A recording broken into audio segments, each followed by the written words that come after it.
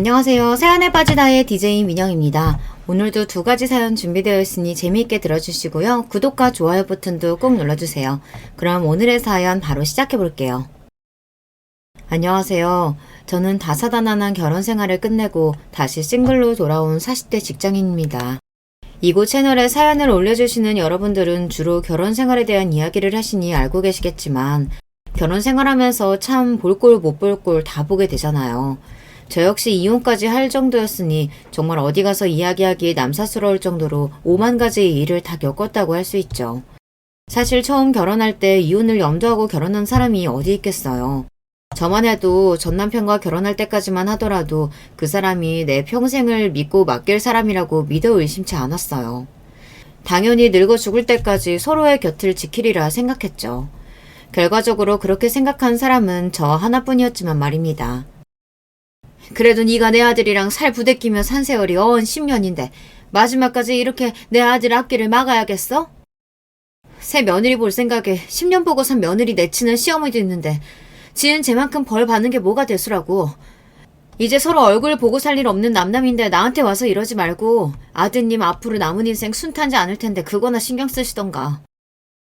비록 평생의 동반자라 여기고 믿었던 전남편에게 배신당했으니 그런 뻔뻔한 전남편과 전남편 역성만 들었던 낯짝 두꺼운 전 시어머니에게 제대로 복수를 해주고 나왔습니다. 먼저 잘못한 인간들이 떵떵거리며 잘 살도록 두고 볼 수만은 없잖아요. 제가 또 대로받은 건 말로 갚아주는 한 성격 하는 여자거든요. 배신자 전 남편과 전 시댁을 제대로 응징해주고 탈출한 제 이혼 이야기 지금부터 시작해 볼게요. 전 남편과 저는 같은 학교 캠퍼스 커플 출신이에요. 학교 다닐 때 나름 유명한 커플이어서 같은 과에서 저희가 연애하는 걸 모르는 사람이 없을 정도로 떠들썩하게 연애를 했더랬죠. 처음부터 제가 적극적으로 전 남편에게 호감을 표시했기 때문에 다른 여자들이 감히 전 남편에게 다가올 생각도 못하기도 했고요. 지금 생각하면 뭐가 그렇게 좋다고 매달렸는지 싶네요. 하여튼 어린 마음에 제 사랑만이 진실한 사랑이라고 생각했고 첫사랑이었던 전 남편은 평생을 함께해야 할 제 하나뿐인 짝이라고 생각했어요. 같은 학교에 같은 전공에 겹치는 게 많다 보니 공유하는 지인도 비슷했습니다. 집안 환경도 저희 두 사람이 크게 차이나지 않았고요. 둘 다 부잣집에서 크지 않았지만 부모님께서 대학까지 집에서 보내주실 정도의 그런 경쟁력은 있으셨어요. 사회 경험 삼아서 아르바이트를 해보긴 했으나 집에서 용돈도 주셨기 때문에 굳이 아르바이트를 해야 하는 형편도 아니었어요. 학생 때까지만 해도 집에서 주시는 용돈으로 데이트 비용을 충당하기도 충분했고요. 한마디로 자라면서 돈 때문에 쪼들려 본 적이 없는 사람들이었습니다. 부모님께 감사드려야 할 일이죠. 그러다 보니 돈 씀씀이나 사고방식도 비슷할 수밖에 없었습니다. 만나면서 싸우는 일도 손에 꼽게 드물었기 때문에 어쩜 이렇게 나한테 꼭 맞춘 듯한 사람이 있는 건지 신기할 지경이었어요. 동기들도 항상 입을 모아 이렇게 이야기했습니다. 니들은 진짜 졸업하자마자 결혼할 것 같다. 이렇게 유런하게 사귀어놓고 헤어지면 너네는 이혼이나 마찬가지야. 저 역시 비슷한 생각이었어요. 그래서 제가 먼저 졸업해 취업하고 자리를 잡은 후 군 입대를 하느라 저보다 몇 년 늦게 전 남편이 사회생활을 시작하자마자 저희 청첩장이 나왔을 때도 다들 그러려니 하는 반응이었죠. 상황이 이렇다 보니 저희가 학생 때 연애할 때부터 양가 부모님과도 돈독히 지냈습니다. 거의 친구 집 드나들듯이 서로의 본가를 드나들며 집 데이트도 자주 했고 부모님께 밥도 자주 얻어먹다 보니 결혼 전에 이미 양가 식구들과 가족처럼 지내게 되었어요. 서로의 형제들과도 아주 가깝게 지냈어요.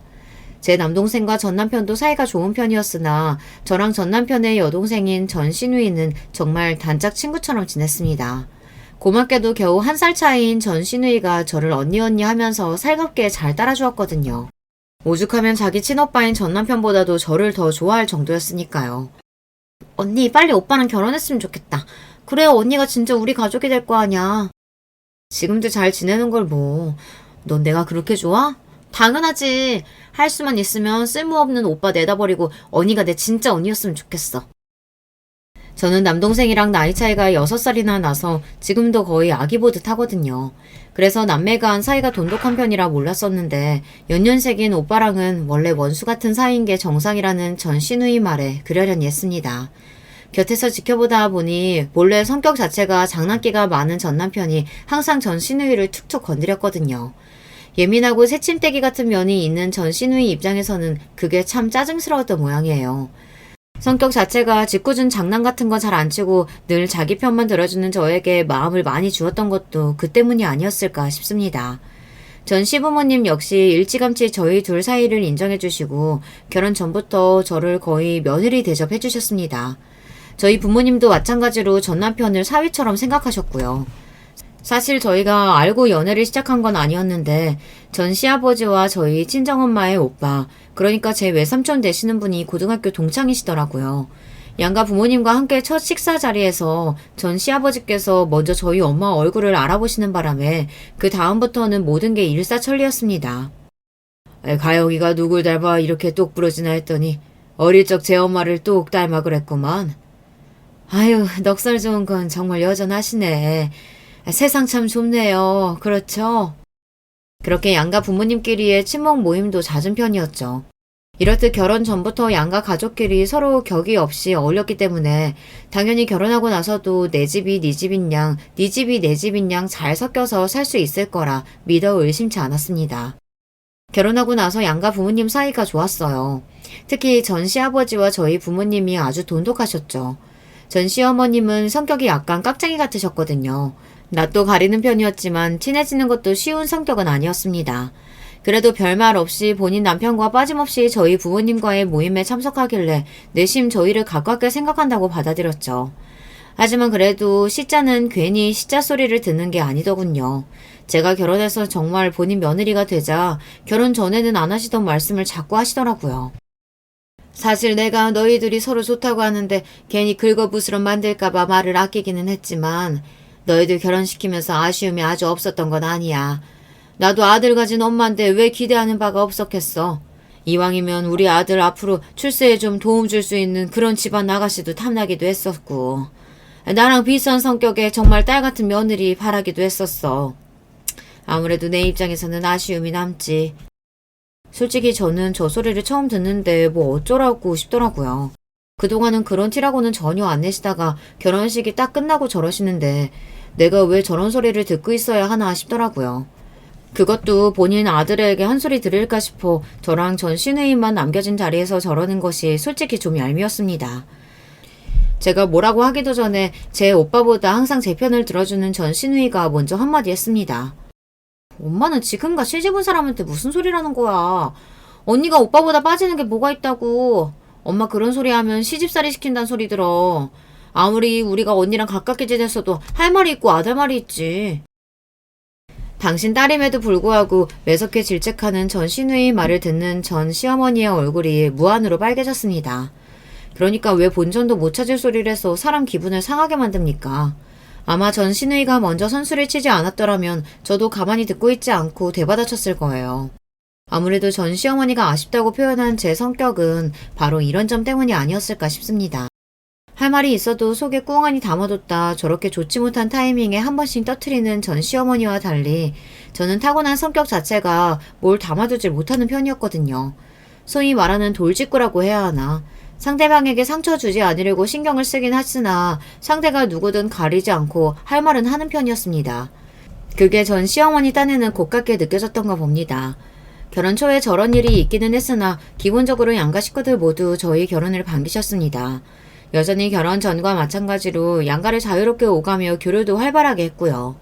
전 남편이 자리를 잡자마자 결혼을 했으니 저희 친구들 중 저희가 가장 빨리 결혼한 축에 속했어요. 그럼에도 양가 부모님 가족들과 가깝게 지내는 저희 모습을 보며 부러워하는 친구들도 참 많았더랬죠. 난 솔직히 시집가서 잘 알지도 못하는 사람들한테 괜히 싫은 소리 듣기 싫어서 별로 결혼하고 싶은 생각이 없었거든. 근데 얘들처럼만 살 수 있을 것 같으면 결혼도 그렇게 나쁘지 않을 것 같아. 얘들이야 워낙 특이 케이스이긴 거고 저렇게 사는 게 어디 쉬워? 대부분은 시가 때문에 있는 대로 스트레스 받으면서 사는 거지. 너희들은 진짜 복 받은 거야. 동기 모임에 전 남편과 함께 참석할 때마다 동기들의 부러움 섞인 여유를 듣다 보면 저도 모르게 어깨가 으쓱했습니다. 저 역시 저희 관계가 참 이상적이라는 생각은 항상 했었거든요. 어릴 적부터 저희 친정부모님처럼 서로에게 가장 다정한 사람이 되어 다복하게 사는 것이 꿈이었던 제게는 더 바랄 것 없을 정도로 행복한 나날들이었습니다. 다만 한 가지 아쉬움이 있다면 결혼하고 3년이 넘어가도록 아이 소식이 들리지 않았다는 겁니다. 그래봤자 겨우 20대 중반을 겨우 넘겨 이르게 결혼했기 때문에 아이가 급한 지경까지는 아니었습니다만 사실 그래서 내심 아이에 대한 기대가 더 있었거든요. 저나 전 남편 모두 신체 건강하고 나이 젊으니 기다리다 보면 자연히 금세 아이를 만날 수 있을 거라고 생각했으니까요. 그러나 아이 없는 결혼 생활이 3년이 넘어가기 시작하자 괜히 불안한 마음이 들기 시작했어요. 오죽하면 전 남편 몰래 혹시 내가 모르는 이상이 있는 건 아닌가 싶어 검진까지 받아봤겠어요. 하지만 산부인과 검진 결과는 매우 좋았습니다. 아이 가지는데 전혀 이상이 없다는 의사 선생님 말씀을 듣고서야 겨우 안도의 한숨을 내쉬었죠. 그 전까지는 아이에 대해 별다른 말씀이 없으셨던 양가 부모님들도 저희 나이가 30대에 접어들기 시작하자 은근히 손자를 바라시더라고요. 벌써 결혼한 지 5년이 가까워오는데 저희가 일찍 결혼해서 그렇지 양가 부모님들 입장에서도 꽤나 오래 참으신 편이었죠. 전 남편에게 따로 언급을 하지는 않았으나 저는 첫 산부인과 정밀검진 이후 주기적으로 상태를 체크해왔습니다. 그러니 만약 저희 둘 중 누군가 문제가 있어 아이가 생기지 않은 거라면 저보다는 전 남편 쪽이 의심스러웠습니다. 하지만 아무리 남편이라고 하더라도 너한테 문제가 있어서 우리한테 아이가 생기지 않는 걸지도 모른다는 얘기는 쉽게 꺼낼 수 있는 말이 아니었어요. 제 딴에는 전 남편을 배려하느라 그랬던 건데 여전히 아이가 생기지 않자 전 남편도 슬슬 초조해지기 시작했던 모양이에요. 자기 검사 한번 받아보면 어떨까? 요즘은 그냥 건강관리 차원에서 정기적으로 검사 받고 그런데. 말로는 제 건강을 위한다고 하지만 사실 의도가 너무 뻔하지 않습니까? 게다가 자기는 쏙 빼놓고 저만 검사를 받으라는 것도 기분이 상하더라고요. 당연히 자기한테는 아무 문제가 없을 거라고 철석같이 믿고 있는 태도였어요. 그럼 저한테 문제가 있는 건 당연한 걸까요? 그동안의 꾸준한 관리로 끌릴 게 하나도 없었던 제 입장으로서는 어이가 없었습니다. 그동안 자기 배려한다고 내가 어떻게 했는데 싶어 발끈한 제가 한마디 했어요. 그런 거면 나 혼자 받을 게 아니라 당연히 같이 받아야 하는 거 아니야?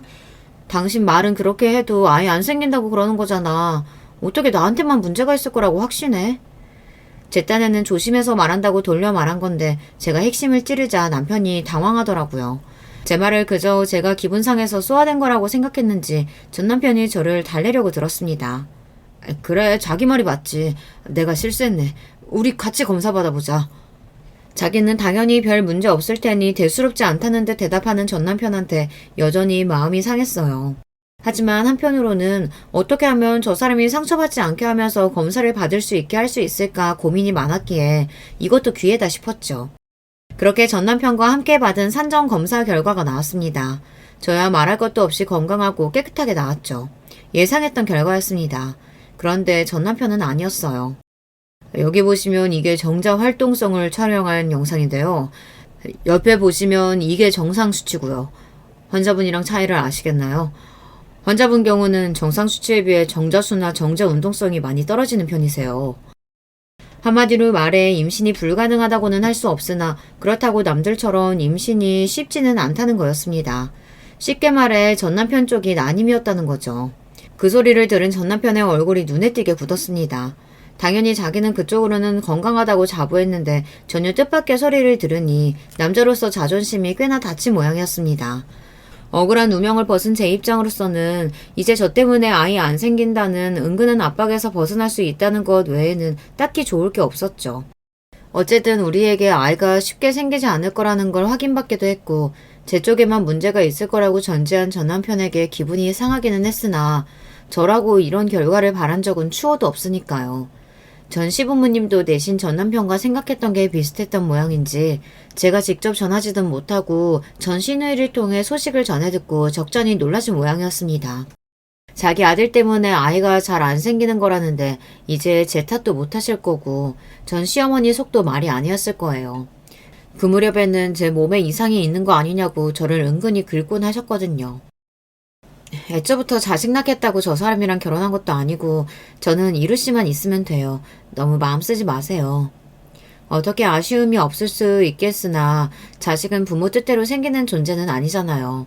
애초부터 우리 사이에 아이가 없는 거였다면 하늘의 뜻이 그러할진데 우리가 뭘 어찌할 수 있는 일이 아니다 싶었습니다.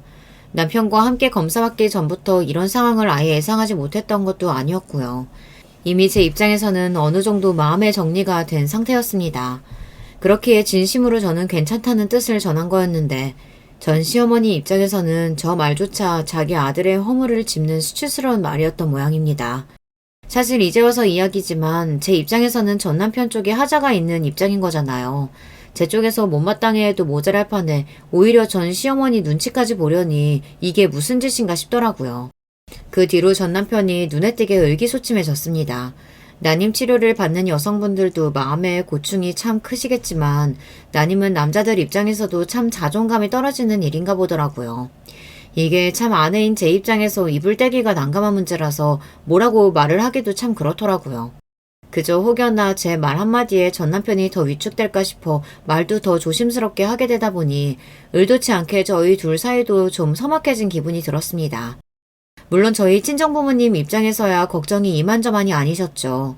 제가 애써 임신이 아주 불가능한 건 아니라는 이야기를 드렸으나 저희 부모님 입장에서 그런 소리가 귀에 들어올 리가 없었습니다.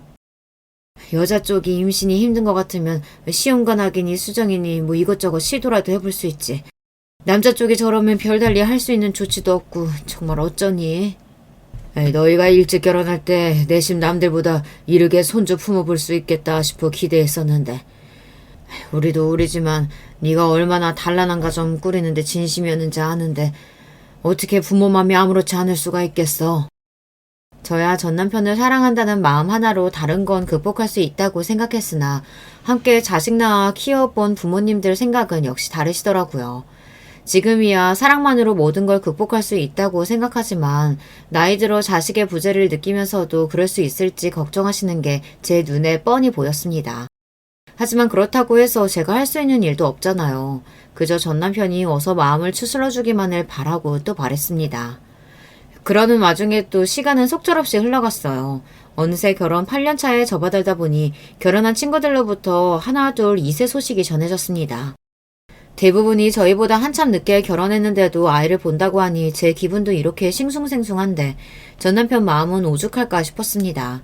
한동안 마음을 잘 다스리고 있다고 생각했는데 주변에서 저런 소식이 자주 들려오다 보니 전 남편 심기가 꽤 날카로워져 있었어요. 그러다 보니 제가 많이 참으려고 노력함에도 불구하고 다투는 날이 잦아졌습니다. 별거 아닌 일에도 전 남편 말투는 늘 어떻게든 제게 싸움을 걸려고 하는 사람 같았고 제가 참다 한마디 하면 그걸 가지고 물고 늘어지는 게 반복되었죠. 어떨 때는 서로 소리 지르며 싸우면서도 뭐 때문에 싸웠는지 기억도 못할 정도였어요. 당신 말을 꼭 그런 식으로 해야겠어? 나 진짜 요즘 당신 눈치 보여서 숨도 제대로 못 쉬어. 내가 당신한테 뭘 바라고 이러는 게 아니잖아.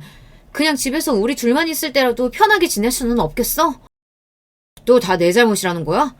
눈치를 봐도 내가 당신 눈치를 보지 당신이 왜 내 눈치를 봐? 제 눈치를 본다는 사람이 어떻게든 제 잘못을 찾아내려고 저리 혈안이랍니까? 그 즈음에 전 남편은 이미 제가 사랑하던 20살 시절의 그 다정한 사람과는 거리가 멀었습니다. 아이 문제야 사랑으로 당연히 극복할 수 있다고 믿었던 저와는 달리 전 남편은 자신의 난임 판정이 자기 인생의 어마어마한 오점으로 남은 것 같았어요. 그 콤플렉스가 자기와는 달리 아무런 이상이 없다는 저를 볼 때마다 더 실감이 났겠죠. 그걸 이해하지 못한 건 아니었습니다. 그러니 아무 잘못도 없으면서 전 남편 눈치를 그리 봤던 거니까요. 하지만 그 문제로 전 남편의 자격지심이 날이 갈수록 심해지자 부부 관계 자체에 위기가 찾아왔습니다. 저는 제가 결혼해서 이렇게 살게 되리라고는 생각도 못했기 때문에 당시 심적으로 너무 괴로웠어요. 이럴 때마다 저를 위로하고 달래주었던 게 바로 전 시누이였습니다. 그 무렵에는 전 시누이도 결혼해서 아이를 기다리고 있었어요. 그러다 보니 본인 오빠임에도 불구하고 여자 쪽인 제 입장을 잘 이해해 주더라고요. 언니가 진짜 보살이다 보살이야.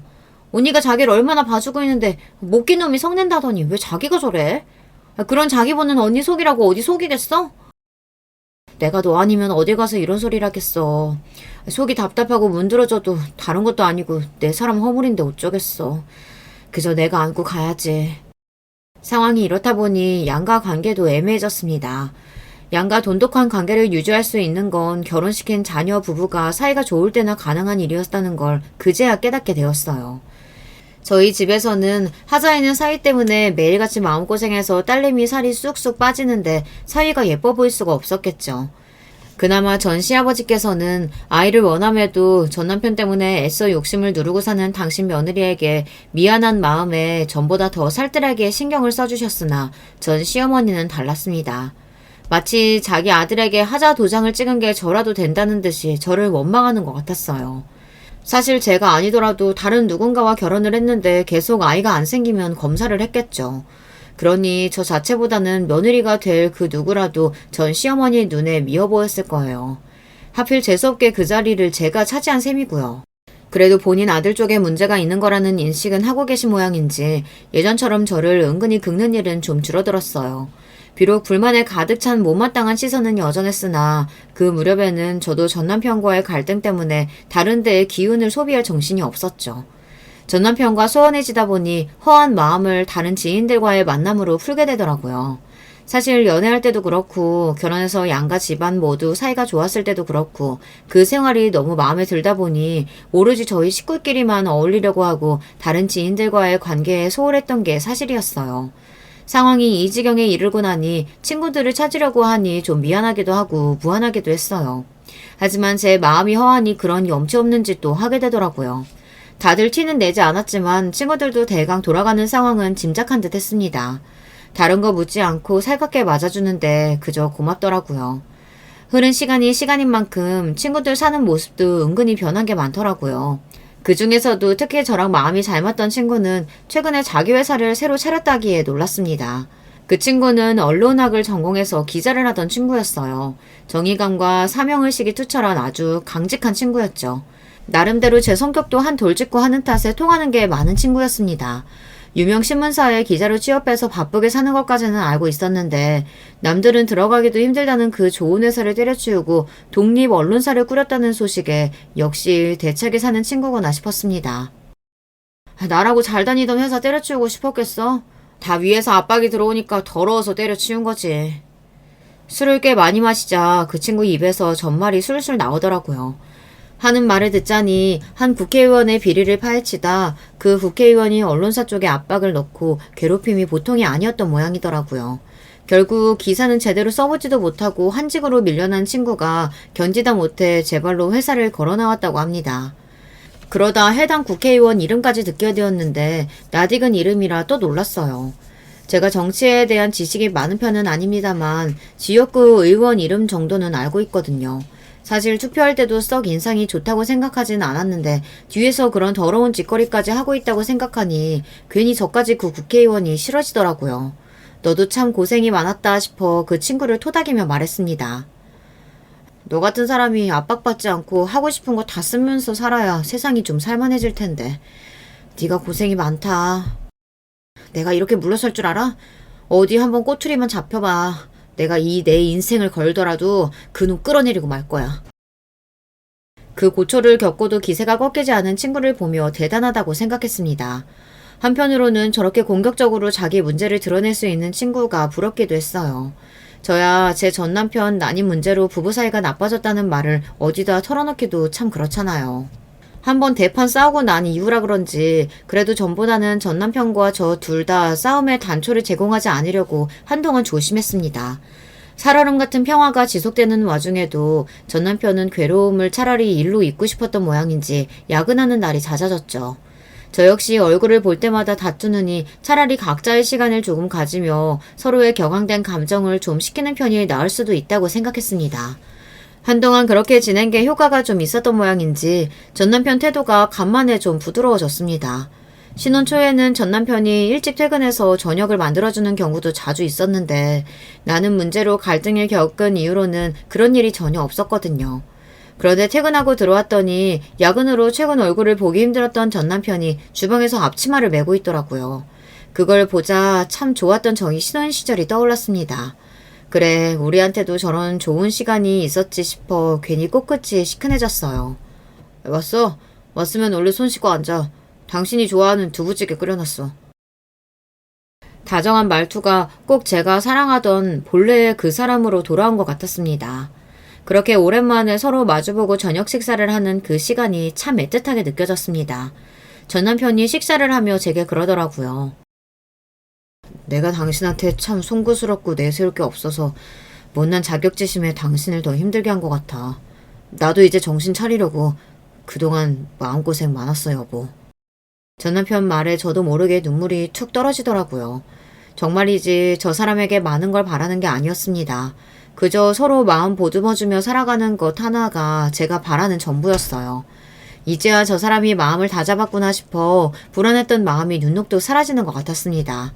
저 사람이 용기 내준 만큼 나도 더 노력해야겠다고 단단히 다짐을 했더랬죠. 저는 그게 화해의 손길이라고 생각했는데 내막은 그렇지가 못했던 모양이에요. 전 남편과 예전처럼 지내는 날들이 이어지며 제 기분도 풀어졌습니다. 그래서 전 신우이에게 연락을 받았을 때도 전에 없이 밝은 제 목소리 톤에 전 신우이가 놀라는 기색이더라고요. 언니, 혹시 오늘 퇴근하고 시간 돼? 왜? 뭐 먹고 싶은 거 있어? 전 신우이에게 기다리던 아이가 찾아온 참이었습니다. 제 오빠 때문에 아이에 대한 미련을 애써 접고 사는 올케에 대한 안타까움 때문이었는지 전 신우이가 임신 후에도 애써 아이에 대한 이야기를 피하며 제 눈치를 보고 있다는 걸 알고 있었습니다. 이러나 저러나 해도 시댁에서 제 생각을 가장 많이 해주는 게 전 신우이였죠. 임신한 것만으로도 힘들 텐데 고운 마음을 써주는 게 고마워 한 말에 전 신우이가 어쩔 줄 몰라 했습니다. 아니야, 무슨. 그냥 언니 얼굴 보고 싶어서 그래. 그러마 약속을 하고 전 신우이 집으로 찾아갔습니다. 저랑 비슷하게 할 말은 제대로 하는 전 신우이인데 그날따라 말 꺼내는 걸 어려워하는 기색이 역력했어요. 무슨 힘든 말을 하려고 저러나 싶어 기다리고 있으니 드디어 결심을 한 듯 저 신우이가 입을 뗐습니다. 언니, 요새 혹시 오빠 좀 이상한 거 없어? 행동에 변화가 생겼다거나 뭐 그런 거. 난임 문제 이후 전에 없이 전 남편과 잘 지내는 중이었어요. 그래서 말했죠. 네 오빠 요새 나한테 얼마나 잘하는지 몰라. 요즘만 같으면 정말 더 바랄 게 없다니까. 제가 얼마나 마음고생을 했는지 알고 있는 전 신우인이 당연히 좋아할 줄 알았는데 제 말에 대번에 전 신우의 얼굴이 와라 구겨졌습니다. 이 망할 놈이 진짜. 저희 부부 잘 지내고 있는데 왜 이러나 싶어 어안이 벙벙해졌습니다. 하지만 그러는 전 신우의 얼굴이 너무 참담해 무슨 말이 나올지 두려워 차마 대묻지도 못하고 있었어요. 언니, 오빠 그 인간 아무래도 여자가 있는 것 같아. 전혀 생각지도 못했던 소리에 할 말을 잃었습니다. 저희 사이가 가장 나쁠 때도 전 남편이 바람을 피울 거라는 생각조차 안 해봤기에 전 신우의 말을 믿을 수가 없었습니다. 그런 제 마음을 읽었는지 전 신우이가 설명을 시작했어요. 얼마 전에 친정 갔다가 우연히 엄마랑 오빠 하는 얘기 들었어. 제대로 이혼하려면 언니를 유책 배우자로 만들어야 하는데 오빠 그놈은 난임 문제도 있고 그러니까 언니 약점을 찾아야 한다고. 그러면서 엄마가 그러는 거야. 너 지금 여자까지 있는 거 절대 들키면 안 된다고. 처음에 나도 잘못 들었나 싶었어. 그러니까 전 시모와 전 남편이 작당하고 이혼 준비를 하고 있다는 거였어요. 그러면서 저를 방심하게 하려고 전에 없이 다정하게 굴었다고 생각하니 이 모든 게 현실같이 느껴지지가 않았습니다. 하지만 전 신우이가 없는 말을 할 사람도 아니었죠. 무엇보다 아무리 저와 가깝게 지낸다고 해도 전 남편은 친오빠잖아요. 그럼에도 불구하고 저한테 이런 이야기를 할 때까지 전 신우이 마음에 얼마나 갈등이 많았겠습니까? 뭔가 잘못된 걸 거야. 그 사람이 요즘 나한테 얼마나 잘하는데. 사람이면 어떻게 그래놓고 내 뒤통수 칠 생각을 해. 아니야, 아닐 거야. 언니, 정신 똑바로 차려야 돼. 저쪽에서 저렇게 작정하고 나오는데 까딱하다간 언니만 온팡 뒤집어쓰게 생겼다고. 가뜩이나 언니 상처 많은데 이런 얘기 하는 게 맞나 나도 고민 많이 했어. 하지만 언니가 자기한테 어떻게 했는데 사람을 이렇게 기만할 수가 있어? 전 신우이가 저렇게까지 말하는데 계속 현실 부정만 하고 있을 수는 없었죠. 물론 마음 추스르느라 정말 죽을 지경이었으나 전 신우이 말이 사실이라면 정말이지 이런 꼴을 그저 당하고 있을 수만은 없었습니다. 그날 무슨 정신으로 집으로 돌아왔는지 모르겠어요. 저 좋아하는 저녁을 해주겠다며 살갑게 해주는 전 남편이 속으로는 무슨 생각을 하고 있을까 떠올리니 소름이 끼쳤습니다. 소화가 안 된다며 혼자 침대 속에 파묻혀서는 앞으로 어떻게 해야 할지 머리가 터지도록 고민했죠. 그로부터 며칠 뒤 여전히 자신과 저녁을 함께하지 않는 저를 걱정하는 신용을 하는 전 남편을 제 앞에 앉혔습니다. 그러고는 서류 봉투를 하나 내밀었죠. 나 당신 여자 있는 거 알고 있어. 제 말에 전 남편 얼굴에 핏기가 싹 가셨습니다. 제가 눈치를 챌 거라고는 상상조차 못했겠죠. 그걸 자기 여동생에게 전해 들었다는 걸 알면 저 인간 표정이 어떻게 될까 싶었습니다. 보면 알겠지만 상대가 누군지도 어느 집안 따님인지도 다 알고 있으니까 발뺌해서 수고스러운 짓 안 했으면 좋겠다. 허겁지겁 사진을 확인할수록 시시각각 변하는 전남편 표정을 보고 있자니 이 결혼의 말로가 너무 초라하게 느껴져서 서글퍼졌습니다. 지난 며칠간 전남편의 외도를 알고 난 후 심부름센터에 의뢰해 전남편과 상간녀의 불륜 증거를 차곡차곡 모았습니다. 마음을 단단히 먹고 사진을 확인했음에도 다른 여자와 행복하게 웃는 전남편 모습에 제 영혼이 죽은 듯한 기분이었죠. 외도라는 게 참 사람을 죽이는 것과 다를 바 없다는 생각이 들었습니다. 그럼에도 저 인간에게 완전히 정이 떨어지지 않는다는 게 더 화가 났어요. 증거가 너무 확실하니 전 남편도 차마 발뺌을 못하더라고요. 다 알고 있다니 얘기가 빠르겠네. 나 그동안 마음이 참 힘들었어. 어디 하나 마음 붙일 것도 없고 세상이 나 다 손가락질하는 것 같고 그럴 때 내 마음에 참 위안이 돼준 사람이야. 더러운 불륜을 잘도 포장하고 있었습니다. 제가 자기 상처받을까봐 잘못한 것도 없이 귀도 못 펴고 있을 때 뒤로 더러운 짓거리를 하고 있었다 생각하니 눈앞에 놈을 그만 죽여버리고 싶었죠. 그렇게 나한테 정 떨어졌으면 차라리 먼저 헤어지자고 하지 그랬어. 불륜 저질러 놓고 감히 뭐가 어째? 그래봤자 니들은 더러운 불륜 관계일 뿐이야. 나는 몰라도 그 사람은 그렇게 매도하지 마. 당신한테 그런 소리 들을 사람 아니야. 이왕 말이 나왔으니 우리 그만 이혼하자. 더 이상 이 결혼을 지속할 이유가 없잖아. 닥쳐. 감히 니놈이 어떻게 나한테 이혼설이를 꺼내? 그 여자를 매도하지 말라고? 더러운 불륜녀 감싸봤자 그저 천박한 년한테 넘어간 등신 주제. 어디서 감히 내 앞에서 그 여자 편을 들어? 이혼 못해. 누구 좋으라고 내가 이혼을 해? 그렇게 전 남편 보는 앞에서 그간의 서름을 다 토해내듯 악을 썼습니다. 그날의 대화는 거기서 더는 진전이 없었어요. 모든 사실이 까발려지자 더는 저랑 살 생각이 없다는 듯 서둘러 짐을 싸서 나가는 전 남편을 보며 서러움에 주저앉아 꺼이꺼이 오열했습니다. 한때는 세상 모든 사람들이 제게 등을 돌려도 저 사람만큼은 제 곁에 남아주리라 생각했는데 그게 그렇게 가볍디 가벼운 관계였다 생각하니 허망함에 견딜 수 없이 마음이 쓰렸습니다. 비겁하게도 전 남편은 집을 나가고 나서 제 연락을 받지도 않더라고요. 이혼하자는 말 한마디로 자기 입장은 다 전했다는 건지 끝까지 상황을 회피하는 태도에 제 분노만 걷잡을 수 없이 커져만 가고 있었어요. 기다리던 전 남편한테는 소식이 없고 대신 반갑지 않은 인물이 저를 찾아왔습니다. 전 시어머니였어요. 이루한테 얘기 들었다. 알 건 다 알고 있다고 하니 얘기가 빠르겠구나. 잔말 말고 우리 아들이랑 이혼해. 며느리 직장 앞까지 찾아와 불륜 저지른 채 아들과 이혼하라는 전 시모의 말에 입을 찢어버리고 싶었습니다. 뭐가 그리 좋은지 통쾌해 보이기까지 한 낯짝을 보자 저게 인간인가 싶었죠. 제가 왜요? 저한테 좋을 게 뭐가 있다고요. 제가 이혼 안 해주면 그 여자야 영영 불륜녀고 당신 아드님도 결국은 불륜남으로 소문 쫙 퍼질 텐데 내가 미쳤다고 곱게 이혼해줘요? 너 언제까지 내 아들 앞길 막을 참이야? 내가 처음부터 너 마음에 안 들었어. 지금 우리 이루가 만나는 애가 어느 집 따님인지 나 알고나 그래? 무려 국회의원 따님이라고. 너같이 아무것도 볼 거 없는 집안 딸이랑 비교가 될 것 같냐고. 내 아들도 처가덕 좀 보고 팔자 좀 피자. 너랑 애도 하나 없이 삭막하게 사는데 각자 갈 길 가서 자식도 보고 살면 좀 좋아? 하는 말 한마디 한마디마다 기가 차서 실소가 다 나오더군요. 제 아들이 씨가 없어 못 본 손자 여자 바꾼다고 볼 수 있답니까? 여전히 어떻게든 가정 파탄의 원인을 제게서 찾으려 드는 전 시어머니의 꼴을 보니 괜히 시자가 아니다 싶었죠. 네, 국회의원 따님식이나 돼서 씨도 없는 하자품을 뭘 보고 불륜식이나 저지르는지 그 여자도 어지간히 멍청한 게 아니다 싶더라고요. 사람 멋대로 다루고 싶어하는 어머님이니 어머님 수준에 딱 맞는 며느리긴 하네요. 뭐야? 제 말에 발끈하는 전 시어머니 꼴이 우스웠습니다.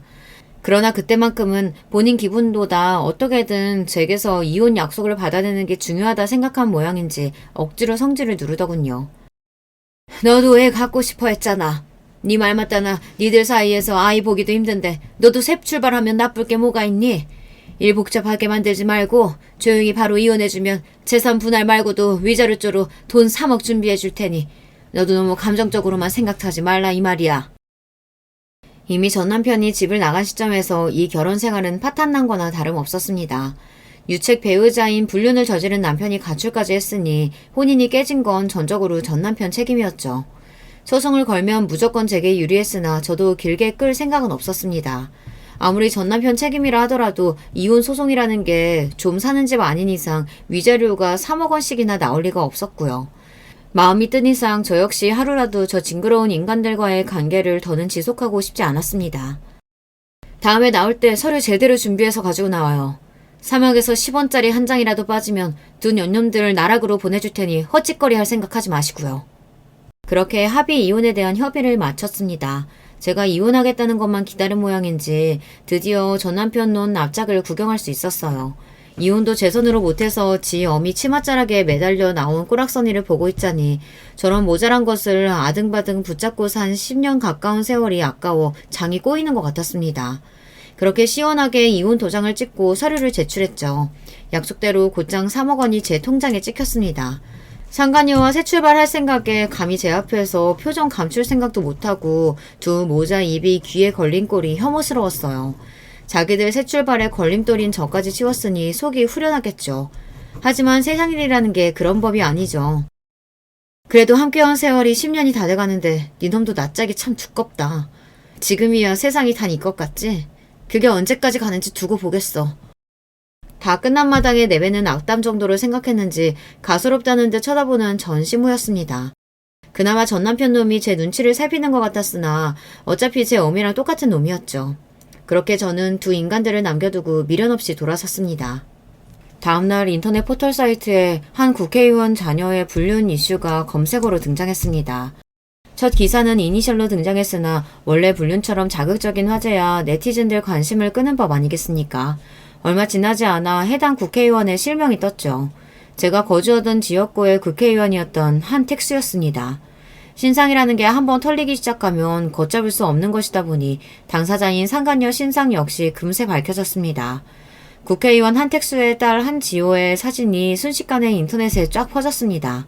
본래 국회의원 딸이야 네티즌들 관심을 자극하는 신분은 아닙니다만 불륜은 또 얘기가 다르니까요. 해당 불륜녀가 상간남의 아내와 이혼시키려고 돈까지 먹여 협박했다는 이야기가 곁들여지면서 국회 게시판은 한택수와 한지호에 대한 욕설로 도배가 되었습니다.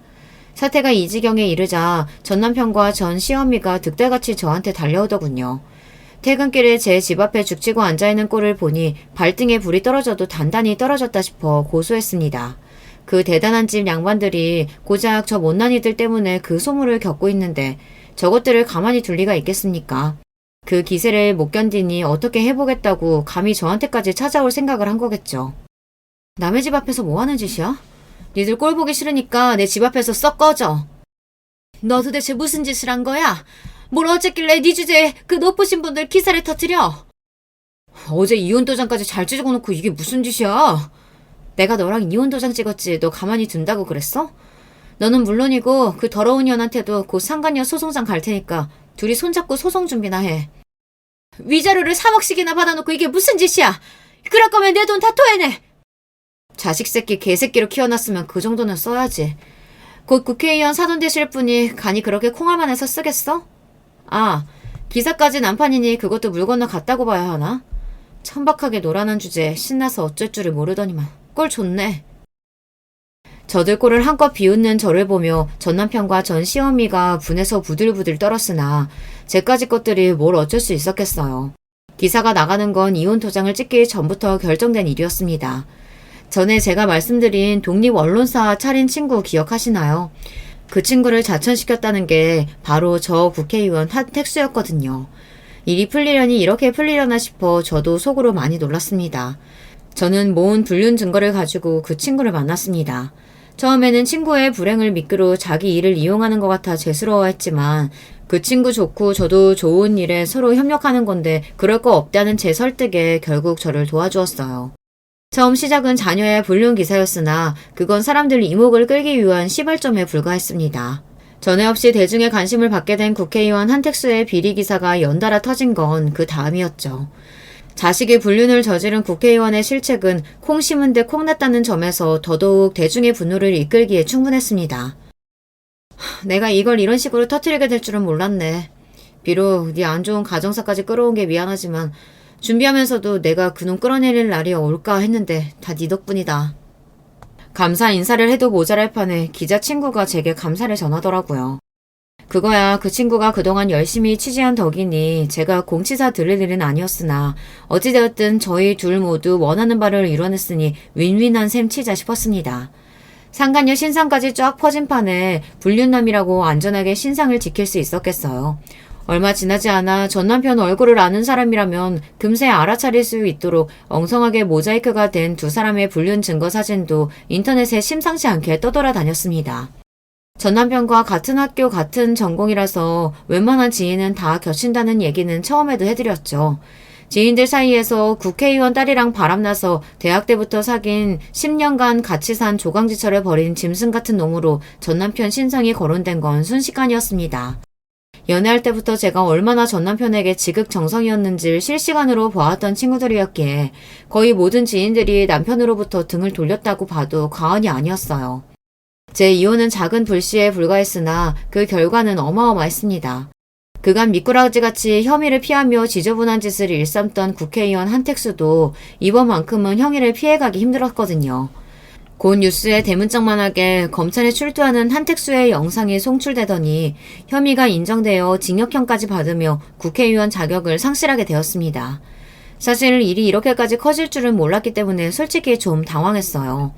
기사를 최초로 터트린 제 친구는 그야말로 눈코 뜰 새 없이 바빠졌습니다. 그렇게 바쁜데도 원하던 일을 하니 얼굴이 반질반질한 친구를 보면서 정말 천상 기자다 싶더라고요. 제 불륜 때문에 본인 집안이 풍비박산 났는데 상간녀라고 멀쩡하겠습니까? 귀하신 댁 자제분이라 남의 가정 찢어놓고도 면상 한 번을 못 봐서 배알이 꼴렸는데 전국에 상간녀로 얼굴이 다 팔리고 밖을 나다니지도 못하는 꼴을 보니 속이 시원했습니다. 그러니까 어딜 언감생신 남의 남자를 탐을 냅니까? 일이 이 지경까지 왔는데 그 둘이 잘 될 리가 없었죠. 결국 상간녀와 전 남편이 깨졌다는 소리를 들었을 때는 전 남편에 대한 미련이 털어진 모양인지 그러려니 싶더라고요. 사실 그 둘이 결혼해서 더 지옥을 맛봤으면 하는 생각도 있었는데 국회의원 쪽에서도 끈 떨어진 인연이라고 고작 전 남편 따위를 사유로 맞을 생각은 없었던 모양입니다. 뒤늦게 제가 이혼을 당했다는 소식과 본인 아들이 무려 지역구 국회의원 딸과 불륜을 저질렀다는 소식을 매체로 전해 듣게 된 전 시아버지가 시댁을 뒤엎어 놓은 건 전 시누이를 통해 전해 들었습니다. 시댁도 그야말로 집안이 뒤집혔죠. 아들 신상이 그렇게 더러운 일로 털렸는데 가족들한테라고 아무 영향이 없을 수 없었을 테니까요. 하지만 본인 아들이 지은 죄인데 전 시아버지 성정에 제 탓을 하실 분은 아니셨어요. 내가 먼저 알았더라면 네가 보는 앞에서 그놈 뺨이라도 한 대 쳐줬을걸.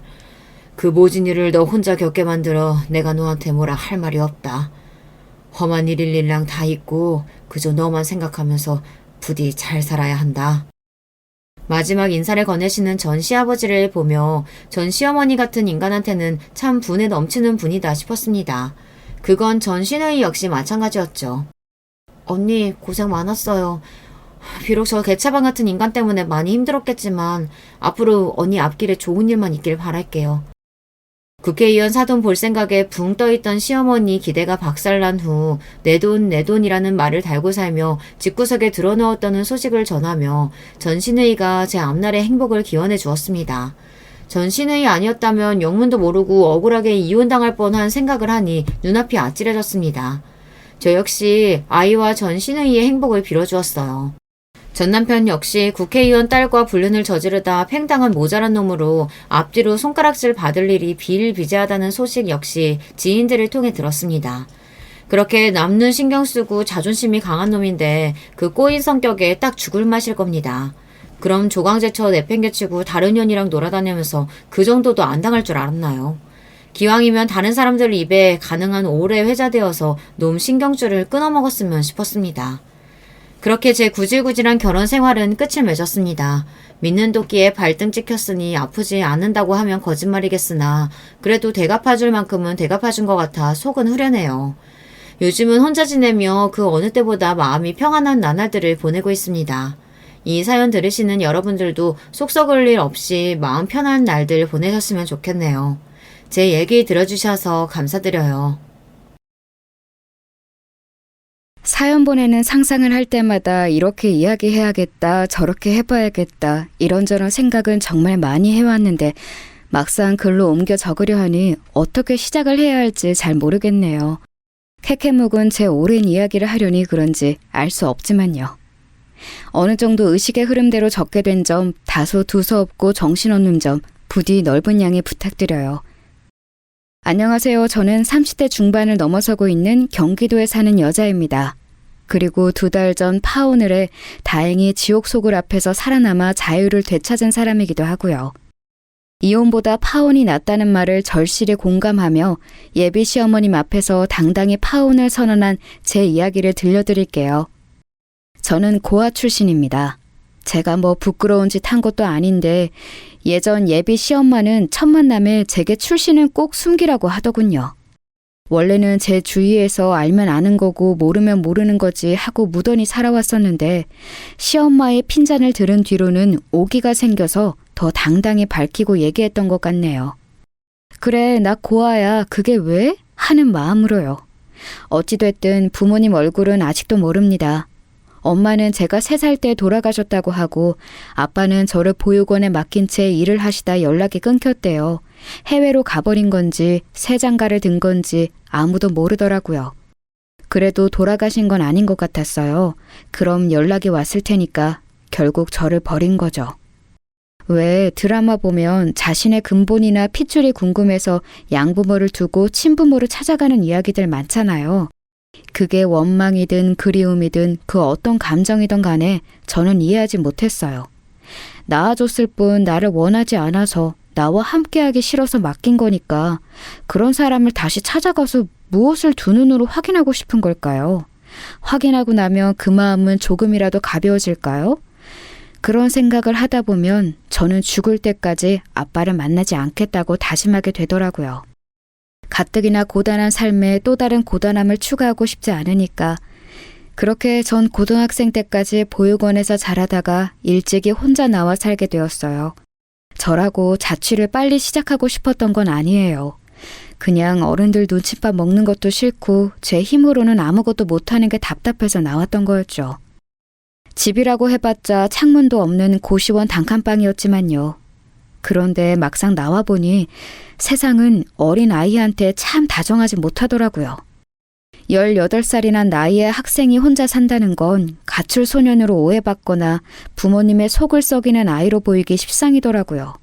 어려 보이면 반말부터 찍지 공부 안 하고 돈부터 벌려 한다고 돈도 고른 애처럼 취급하고 정말 갖가지 편견과 오지랖 속에서 힘들어했던 기억이 나요.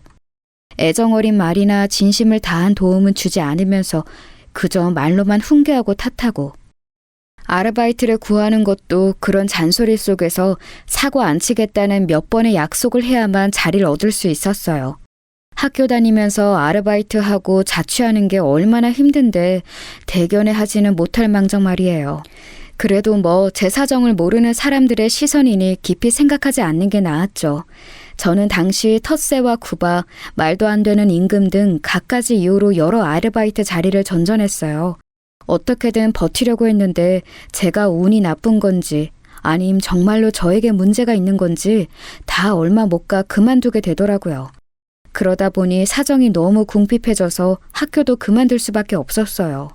지금 당장 급한 건 배움보다 내일 먹어야 할 밥과 몸을 누일 숙소였으니까요. 그렇게 하루살이처럼 근근히 살아갈 즈음 한 번은 배가 너무 고픈 거예요. 빵 하나 사 먹고 오늘 저녁 끝내야겠다는 생각으로 한 빵집에 들어갔는데 아르바이트를 구하더라고요. 주인 아주머니의 인상이 다소 어둡고 딱딱해서 겁이 났지만 그런 걸 가릴 때가 아니니 곧장 가서 아르바이트를 하고 싶다고 말했습니다. 그러자 아주머니는 저를 조용히 위아래로 훑어보더니 아무 말 없이 내일부터 출근하라고 하시더군요. 보통은 학생이냐, 어디 학교 다니냐, 부모님은 너 일 다니려는 거 아시냐 등등 못 믿어온 태도의 호구조사가 기본인데 빵집 아주머니는 아무 말도 하지 않고 저를 고용한 겁니다. 당황했던 저는 혹시 아주머니가 내 말을 농담으로 들은 걸까, 내일 가면 모른 척하는 거 아닐까 하는 의심을 했는데요. 막상 가보니 정말로 일을 하게 된 게 맞더라고요. 저에게 새 앞치마와 모자를 주고선 간결 명확하게 다정하지는 않은 목소리로 일하는 방법을 알려주던 아주머니, 제가 자꾸 빵집이라고 하자 베이커리라고 하라고 이르던 아주머니의 목소리가 아직도 가끔씩 생각나 웃음이 날 때가 있어요. 빵집이 입에 붙어서 결국 끝까지 그렇게 불렀거든요. 하여튼 가게는 평범한 사이즈의 소박한 메뉴, 오가는 단골이 많은 곳이었어요. 오전에 일할 때면 아침으로 빵을 먹으려는 사람들이 가게 안을 가득 채울 정도였고요. 학교를 안 다니다 보니 오전에는 늘 잠만 잤는데 빵집에 다니게 된 이후부터는 출근을 위해 6시에 일어나게 됐죠. 다른 일에 비하면 솔직히 여러모로 쉬운 일은 아니었습니다.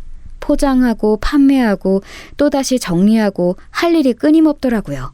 진상도 얼마나 많았는데요.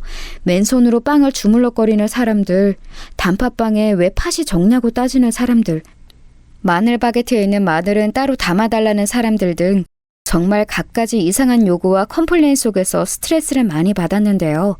그럼에도 저는 그 일이 너무 좋았습니다. 요상한 사람들을 대하는 건 힘들지만 또 의외로 생각지 못한 순간에 힘이 되어주는 사람들도 많았거든요. 친절함에 기분이 좋아졌다고 쪽지를 건네는 손님이나 빵을 하나 더 사서 저에게 건네주고 힘내라던 손님, 좋은 하루 보내라는 소박하지만 행복한 인사말들, 그런 다정함과 친절함이 있는 가게여서 그만둘 수 없던 것 같아요. 그리고 무엇보다도 사장님이 너무나 좋았습니다. 이전까지 주인 아주머니라고 부르던 사장님은 저보다 20살 정도 많고 제빵사 남동생과 함께 가게를 꾸린 분이었어요. 사장님은 저에게 가족과 마찬가지였습니다. 잘 웃지도 않고 말투도 딱딱하지만 알게 모르게 저를 정말로 위해 주셨거든요. 말하려면 하루가 모자랄 정도로요. 굶지 말라고 집에 돌아가는 길에 빵 한 봉다리나 따로 사뒀던 김밥을 챙겨주시기도 했고요. 제가 지쳐 보일 때면 근처 카페 가서 음료수 사 먹고 오라고 3,000원을 쥐어주시고 밖으로 내보내기도 했습니다. 언젠가 제 상황과 사정을 아셨던 때엔 저만 시급을 올려주시고 때마다 용돈도 주셨죠. 물질적인 게 전부는 아니지만 저는 그 안에서 사장님의 진심 어린 마음을 느낄 수 있었어요. 말로는 다하지 못하는 따뜻한 그 마음을. 그래서 어느 순간부터 저도 사장님을 때로는 엄마처럼, 때로는 이모처럼, 때로는 언니나 친구처럼 여기며 잘 따랐던 것 같아요. 자칫 엇나갈 수도 있던 때에 사장님을 만났기에 제가 정신 차리고 열심히 살았던 게 아닌가 싶어요. 그야말로 귀인이죠. 그래서 저는 지금까지도 그 빵집에서 일하고 있습니다. 조금 놀라셨죠? 30대 중반이 된 지금까지 한 가게에서 일을 하고 있다는 거 말이에요. 그렇지만 사실이에요. 마치 시간이 멈춰버린 것처럼 빵집도 사장님도 저도 15년 전 그 모습 그대로 그 자리에서 일하고 있습니다. 물론 사장님은 이제 나이가 들어 어느덧 환갑을 바라보는 나이가 되셨고 당시엔 깔끔하고 모던했던 빵집도 이젠 아는 사람만 아는 오래된 가게가 되었죠. 그렇지만 그 외엔 전부 다 똑같아요.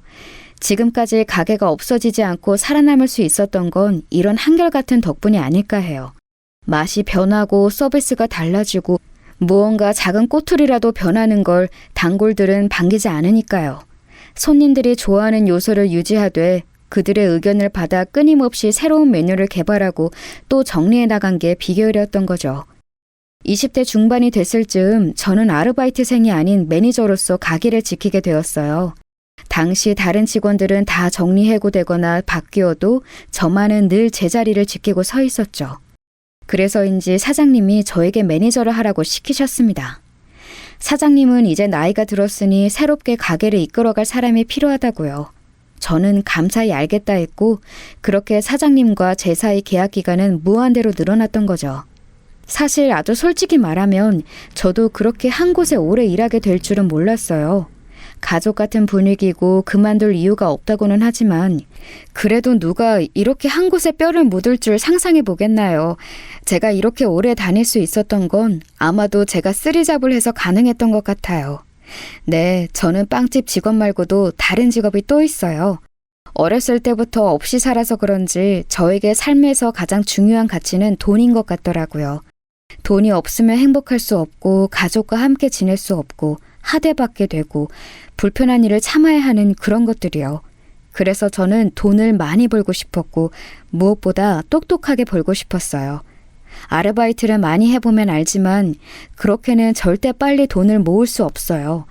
이번 달 벌어서 다음 달을 살아가게 하는 것이지 추후의 행복을 지금의 고생으로 대신할 수 없더라고요. 그래서 생각한 게 노트북 하나로 일할 수 있는 걸 찾아보자는 거였습니다. 저는 사장님께 매니저를 그만두고 일반 아르바이트생으로 돌아가고 싶다고 말했어요.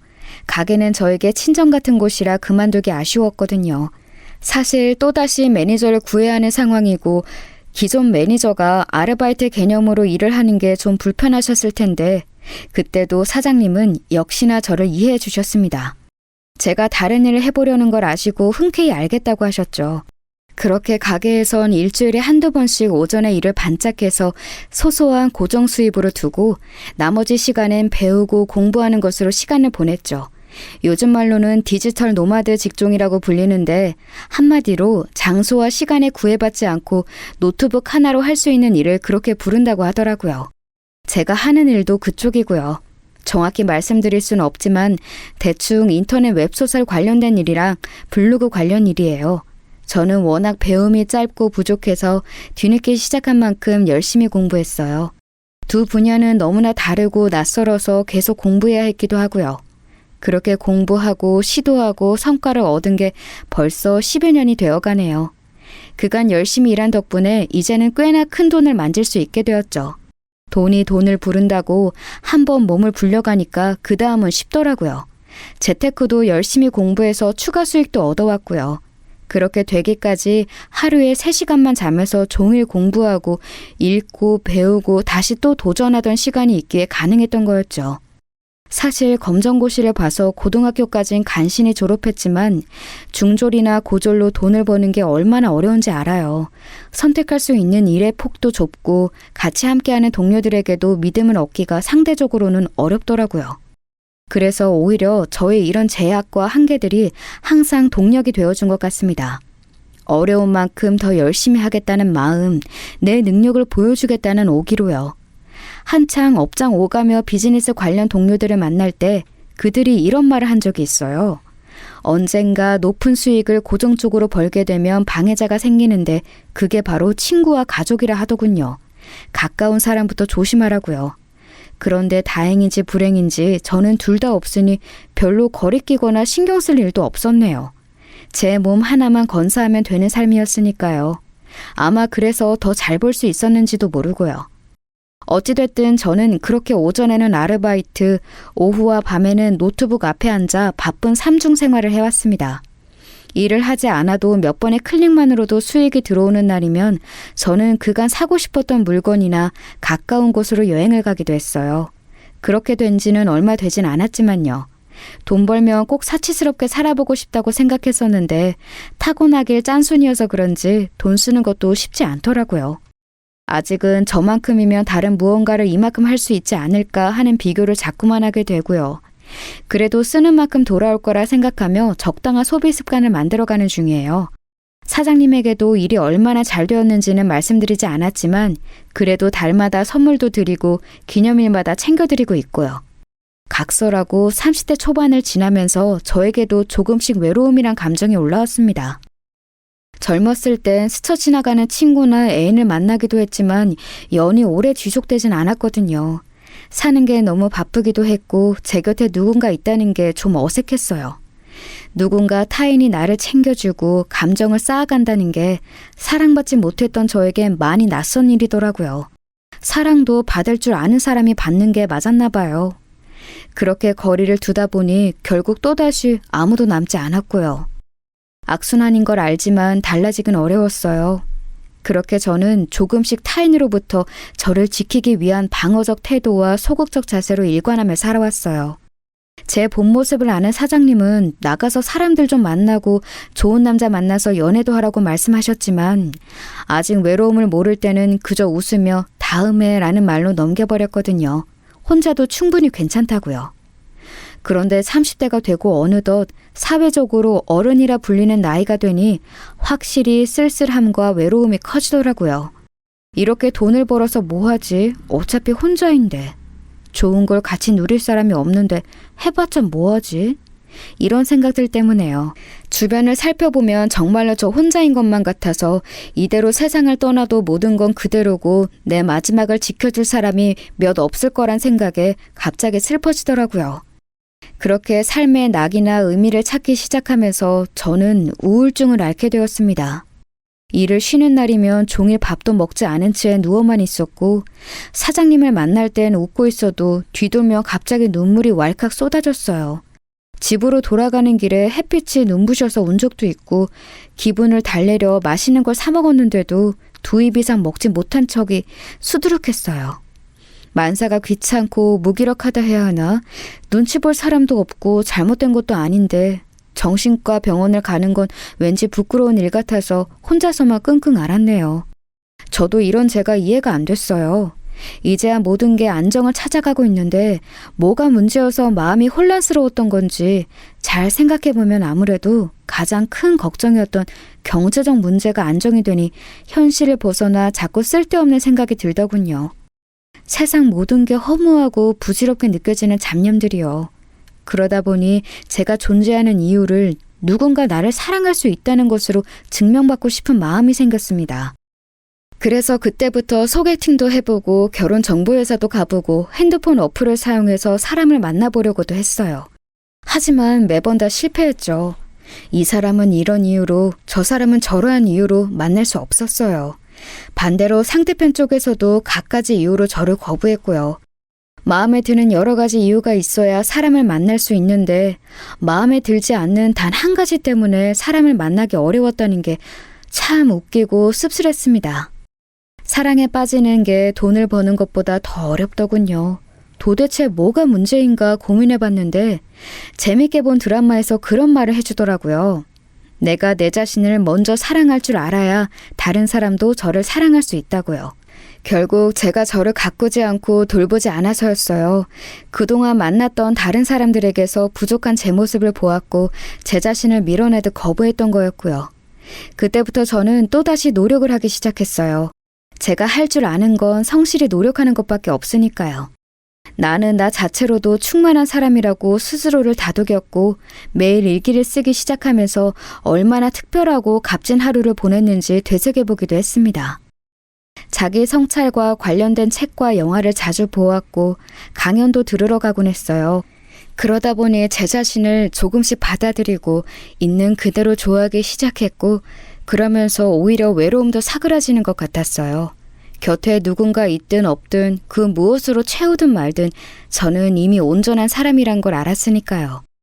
사람 만나는 것에 서두르지 않고 제 내면을 가꾸는 것으로 변화하니까 또 오히려 정말로 조금씩 사람들이 다가오더라고요.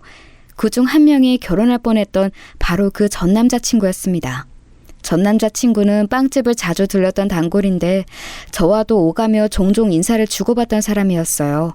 숫기도 없어 보이고 말수도 딱히 없었지만 간간히 인사말을 먼저 건네던 사람이었죠. 제가 다른 일이 바빠지면서 주에 이틀 아침에만 일했었거든요. 그 즈음에 사장님이 그러시더라고요. 자주 오던 그 남자 단골이 요즘에는 꼭 제가 일하는 날만 오는 것 같다고요. 저는 그냥 단골이니까 자주 보는 거라고만 생각했는데 사람인지라 그렇게 듣고 나니 좋든 안 좋든 신경이 쓰이긴 했어요. 그렇다고 저에게 먼저 뭔가를 하거나 그러진 않았거든요. 그러던 어느 날 가게에 와서 저를 뚫어지게 쳐다보더군요. 그러면서 계산을 해주는데 무심하게 툭 하고 한마디를 했어요. 안녕하세요. 저 요즘 뭔가 달라진 것 같은데 뭐 때문인지 모르겠어요. 좋은 일이 있으신가 봐요. 별일 없는데 있어 보인다니 기분 좋은데요? 환히 웃으며 대답을 했는데 그때부터 전 남자친구는 용기를 얻은 건지 뭔지 적극적으로 대시를 하기 시작했어요. 그 나이가 들 때까지 제대로 된 연애 한 번 한 적 없던 저는 정말로 진실된 사랑을 하게 됐다고 생각했습니다. 이 사람을 만나려고 여태껏 기다려온 건가 싶을 정도로요. 제가 스스로의 모습에 자신이 생기니까 그 사람이 주는 마음에 대해서 의심을 품거나 미안해하지 않게 되었고 저도 받은 만큼 더 돌려주고 싶다는 생각도 들었어요. 그렇게 우리는 1년간의 연애 끝에 결혼을 하게 되었습니다. 사실 그 사람에게 프로포즈 받고 곧바로 승낙했을 때 사장님한테 이 이야기를 전해드리니 좀 못 믿어 하셨거든요. 아무리 그래도 1년이면 너무 짧게 만나본 거 아니냐? 요즘에는 이상한 놈들이 많아서 잘 보고 골라야 해. 옛날처럼 중매로 보고 한두 달 만에 결혼할 수가 없다고. 그쪽 부모는 만나봤어? 아니요. 제가 부모님이 없어서 그런지 만나 뵙자고 하는 게 뭔가 좀 낯설더라고요. 그래서 그냥 날 잡고 만나 뵐까 해요. 요즘은 다들 그렇게 한다 해서 어차피 저희 의견 들어주신다고 했고요. 부모를 만나는 건 결혼을 허락받거나 날짜 잡기 위해서가 아니야. 그건 그 다음의 일이고 결혼을 할지 말지 판가름하기 위해 만나는 거다. 그쪽에 어떤 환경에서 자랐는지 보이지 않는 어떤 면을 또 가졌는지 확인해 보려는 거지. 막말로 요즘 같아선 부모 없는 집이 더 깔끔하다. 못 살게 구는 시댁이 얼마나 많은데 괜찮으면 우선 한번 가볍게라도 만나봐. 사장님의 진심 어린 충고에 저는 한번 만나보기로 했습니다. 사실 이런 충고나 조언을 받을 곳이 없으니 그냥 제 생각대로 선택하고 진행했던 것들이 많았거든요. 사장님 이야기를 들으니 정말로 그래야겠다는 판단이 들더라고요. 아무래도 전 남자친구는 저보다 5살이 많아서 결혼 정년기였고 다니던 회사에서도 진급하고 이제 안정기에 들어가서 좀 여유가 있는 상황이었거든요. 그래서 당연히 전 남자친구에게 맞춰서 결혼을 해야 한다고 생각했고 결혼을 안 하는 선택지는 제 안에 없었어요. 게다가 전 남자친구가 늘 입버릇처럼 몸만 와라고 했거든요. 사실 저도 돈 꽤 잘 벌고 있었고 저런 말은 제가 할 수도 있었어요. 애초에 결혼 비용도 반씩 부담할 생각이었죠. 하지만 그냥 저는 그 말이 말뿐이라도 참 의지가 되더라고요. 계산적이지 않고 나를 위해주는 그런 안정적 환경이 갖춰진 사람이면 더 생각해 볼 게 없겠다 싶었고요. 사실 저는 아직 방어적 태도를 놓지 못해서 전 남자친구와 연애할 때도 제 경제적 상황에 대해서 말하지 않았거든요. 그냥 제가 빵집 직원이 가장 중심이고 부업으로는 간간히 글을 쓴다는 걸로만 알고 있었어요. 다 말하게 되면 혹시나 우리 관계에 어떤 변화를 줄지 모른다는 걱정 때문에요. 그래도 만남에 있어서 제가 매번 신세를 지거나 그런 적은 없었어요. 돈을 모은 티를 안 냈을 뿐이지 데이트 비용도 반씩 늘 같이 부담했고요. 단지 결혼하면 전부 다 말하고 통장까지 오픈해야겠다는 생각이었습니다. 지금 생각해보면 한편으로는 어떤 확신을 얻기 전까진 타인에 대한 완전한 믿음이 없던 것 같기도 해요. 진정한 사랑이라고 생각했지만 제 안에 깊숙한 곳에선 혹시 모를 상황으로 인해 버림받기 싫고 상처받기 싫다는 마음이 있어서 전부 다 오픈하진 않은 게 아닐까 하고요. 지금 보니 참 좋은 불신이었던 것 같네요. 어쨌든 위와 같은 이유들로 결혼을 선택했던 저는 사장님의 말씀에 따라 부모님을 뵙자고 말했습니다. 그런데 오히려 전 남자친구의 표정이 안 좋더군요. 우리끼리 알아서 하라고 말씀 주셨는데 뭐 이렇게 일찍 만날 필요가 있냐면서요. 그래도 결혼식 준비하려면 당연히 부모님 뵈어야 하고 어차피 결혼할 사이인데 일찍 만나고 늦게 만나고 뭐가 중요하냐고 말했죠. 왠지 남편은 부모님 뵙는 자리를 의도적으로 회피하는 듯 했습니다. 그때 뭔가 촉이 들긴 했어요. 부모님이 저에 대해서 듣고 반대하시거나 또는 부모님에게 어떠한 문제가 있거나 둘 중에 하나일 거라고요. 사실 연애할 때도 부모님에 대한 이야기는 제대로 들었던 적이 없는 것 같아요. 단지 부모님 고향이 어디시고 두 분 연세가 어떻게 되었고 그 정도만 말해줬었죠. 연애하던 초반에 제 출신에 대한 이야기를 해준 날이 있었어요. 엄마는 돌아가셨고 아버지는 날 버린 채 연락이 끊겼고 그래서 10대를 보육원과 조그만 고시원에서 보냈다는 이야기를 솔직하게 말해주었죠. 지금은 그 시간들이 저를 성장시켜 주었다고 생각하지만 당시에는 정말 죽을 만큼 힘들었고 세상이 원망스러웠다는 이야기도요. 상대가 제 과거와 이런 이야기들을 못 받아들이면 사랑을 시작할 수 없다고 생각했기에 꺼낸 말이었습니다. 그런데 전 남자친구는 저에게 그동안 고생했다며 안아주었어요. 내심 나를 떠나지 않을까 불안했는데 마음이 크게 놓이고 그간의 고생을 위로받는 기분이더군요. 그런데 그때 전 남자친구가 저에게 했던 말이 저는 단순한 위로이자 조언이라고 생각했었는데 지금 보니 뼈가 있는 말이더라고요. 정말 고생했네. 지 부모라는 게 참 그래. 낳아주고 길러준 분들인데 남보다 못할 때가 많아. 자식은 부모를 선택한 게 아닌데 부모의 삶에 따라서 자식의 삶이 천지 차이로 달라지잖아. 그러니 고마워해야 하는 건지 탓해야 하는 건지 잘 모르겠어. 부모에게 똑바로 살라고 잔소리할 수도 없는 일이고. 그러니 너무 깊이 생각하지 말자. 중요한 건 우리가 이렇게 잘 살아가고 있다는 거니까. 전 남자친구에게도 부모가 그런 존재였을 거란 생각은 그때까지만 해도 못했습니다. 저 말의 진심을 알게 된 건 전 남자친구의 부모를 만난 후였어요. 전 남자친구는 제가 몇 번을 말해도 여러 가지 이유로 부모님과의 만남을 피했습니다. 약속 날짜를 잡고 나서도 본인이 갑자기 일이 생겼다는 등 어머님이 건강이 안 좋아졌다거나 조금 더 여유로울 때로 미루자는 등 갖가지 이유로 미뤄지고 또 미뤄졌죠. 그러다 보니 저도 스트레스를 받게 되고 덩달아 결혼 이야기도 점점 미뤄지는 게 답답해서 결국 대놓고 전 남자친구한테 물어보았어요. 혹시 부모님을 보여주기 싫은 거냐고, 다른 이유가 있는 거냐고요. 그러자 전 남자친구가 한참을 망설이다가 조심스레 대답하더군요. 사실 너한테 이 말이 어떻게 들릴지 모르겠지만 그럼에도 솔직하게 말하자면 네 말이 맞아. 우리 부모님, 정확히는 우리 엄마를 보여주고 싶지 않았어. 그게 다야. 왜? 이유가 있을 거 아니야. 혹시 어머님이 우리 사이 반대하셔? 아니면 다른 문제가 있는 거야? 전부 다 포함돼. 우리 엄마는 그야말로 문제투성이야. 부끄러워서 함께 다니지 못할 만큼.